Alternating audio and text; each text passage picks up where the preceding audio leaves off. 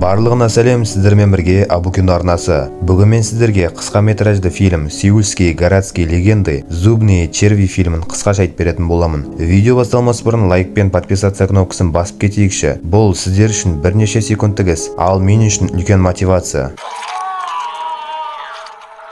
Фильм дәрігердің тіс емдеп жатқанынан басталады. Сол сәтте белгісіз науқас қатты ауырған тісімен осы дәрігерге келеді. Дәрігер оны тексеруге кірісті, бірақ та тісіне зақым келген ешқандай құбылысты таппады. Және де науқасқа бірнеше сұрақтар қойды. Оның тісінің ауырған жерін табу үшін рентгенге түсуді шешті. Бірақ дәрігер оның тістерінде бұрын соңды көрмеген тісінің астындағы жылтырақ нәрселерді байқайды. Және науқастан не ішіп жегенін, қандай да бір нәрсе болды ма деп сұрағанда, науқас ештеңе істемегенін және байқамағанын айтады. Дәрігер оны зерттеу үшін уақыт керектігін айтып, науқасқа әзірше ауырғанды басатын дәрілерді қабылдауын талап етеді. Жұмыс аяқталғанда дәрігер тіс тазалаған жерден қандай да бір құрттарды байқайды және тісінің астындағы жылтырақтар құрт екенін түсінеді. Дәрігер келесі күні бұл ауру туралы қаланың бас хирургімен кездеседі. Хирург оған бұл паразит екенін айтады және бұндай нәрсе әлі күнге дейін кездеспегенін түсіндіреді. Хирург бұл сұрақтардың жауабын кітапханадан іздеп көр дейді. Дәрігер кітапханада паразит туралы мәліметтер табады және бұл ауру бұрынғы ескі ауруханада табылғанын көрді. Бірақ қазіргі уақытта бұндай ауру кездеспеген делінген. Құрттардың денеге тез тарайтыны туралы айтылғанын көрді. Дәрігерге көмекшісі звондап,